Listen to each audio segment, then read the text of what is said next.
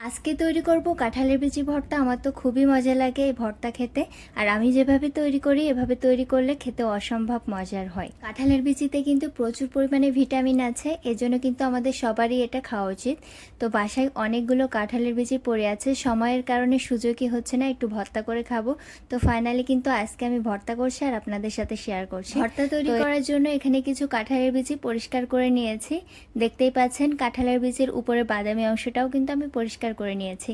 এখন চুলায় একটি পাত্রে বিচিগুলো দিয়ে পরিমাণ মতো পানি দিয়ে দিচ্ছি এগুলো সিদ্ধ করার জন্য। এখানে পানি এমন পরিমাণে দেব কাঁঠালের বিচি খুব ভালোভাবে সিদ্ধ হয়ে যাবে, আবার কোনো পানি অবশিষ্ট থাকবে না, একদম পানিটা টানিয়ে নিতে হবে। এখন ঢাকনা দিয়ে রান্না করব যতক্ষণ না পর্যন্ত কাঁঠালের বিচিগুলো ভালোভাবে সিদ্ধ হচ্ছে এবং পানিটা একেবারে শুকিয়ে না আসছে। বিচির গায়ে পানি পানি থেকে গেলে কিন্তু ভর্তাটা খেতে অত বেশি মজা লাগবে না। দেখতেই পাচ্ছেন একদম পানিটা টেনে এসেছে।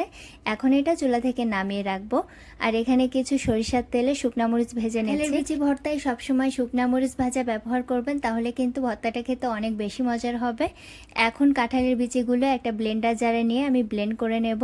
এটা কিন্তু আপনারা শিলে বেটেও করতে পারেন। বিচিগুলো ব্লেন্ড করার সময় কিন্তু কোনো রকম পানি ব্যবহার করা যাবে না। যারা শিলে বেটে নেবেন তারাও কিন্তু কোনো পানি ব্যবহার করবেন না। একদম আঠালো একটা ভাব হয়েছে, দেখতেই পাচ্ছেন। ভর্তা তৈরি করার জন্য আমি এখানে সবকিছু রেডি করেছি। অবশ্যই ভর্তাতে কিন্তু খাঁটি সরিষার তেল ব্যবহার করতে হবে। আমি এখানে কাঁচা আমের ঝুরি আচার তৈরি করছিলাম, সেই আচারের তেল ভর্তাতে ব্যবহার করব। আচার তেল দিয়ে ভর্তা মাখালে অনেক বেশি মজা লাগে। ভর্তা তৈরি করার জন্য প্রথমে একটি প্লেটে মরিচ আর লবণটা খুব ভালোভাবে চটকিয়ে মাখিয়ে নিতে হবে। এরপরে নিয়ে নিচ্ছি পেঁয়াজ কুচি, পরিমাণে একটু বেশি পরিমাণে নিতে হবে, তাহলে কিন্তু ভর্তাটা খেতে মজা লাগবে। এখন পেঁয়াজ কুচিটা দিয়েও খুব ভালোভাবে মশিয়ে নিতে হবে। এখন দিয়ে দিচ্ছি ফ্রেশ ধনিয়া পাতা। ধনিয়া পাতা ছাড়া যেন ভর্তা আমার মজাই লাগে না। তারপরে একটু মাখিয়ে এখানে এখন ব্যবহার করব তেল। অবশ্যই কিন্তু খাঁটি সরিষার তেল ব্যবহার করতে হবে। আমি এখানে কাঁচা আমের ঝুরি আচার তৈরি করেছিলাম, সেইটার তেল ব্যবহার করছি। এই আচারের তেল দিয়ে ভর্তা মাখালে কিন্তু খেতে অনেক বেশি মজা লাগে। তো এখানে কিন্তু অবশ্যই খাঁটি সরিষার তেল হতে হবে। দেখতেই পাচ্ছেন তেলটা কিন্তু একটু বেশি পরিমাণে দিতে হবে, যেহেতু কাঁঠালের বীজে একটু ড্রাই হয়ে থাকে, এর জন্য কিন্তু এখানে বেশি পরিমাণে তেল ব্যবহার করতে হবে। এরপরে এখানে বীজে ভর্তাটা দিয়ে খুব ভালোভাবে হাত দিয়ে চটকিয়ে মাখিয়ে নিতে হবে।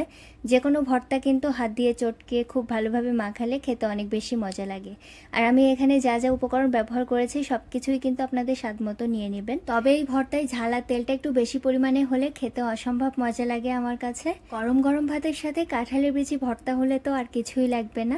একবার এভাবে বাসায় তৈরি করে দেখবেন, অসম্ভব মজা লাগে। কাঁঠালের বিচি কিন্তু অনেক পুষ্টিকর একটা খাবার। কাঁঠাল যেহেতু সিজনাল ফ্রুট, সবসময় পাওয়া যায় না, বিচিটাও তো সবসময় পাওয়া যায় না।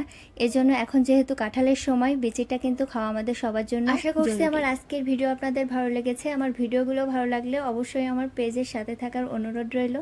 আজকের মতো এখানেই বিদায় নিচ্ছি। দেখা হবে অন্য কোনো ভিডিওতে। সেই পর্যন্ত সবাই অনেক বেশি ভালো থাকবেন। আল্লাহ হাফেজ।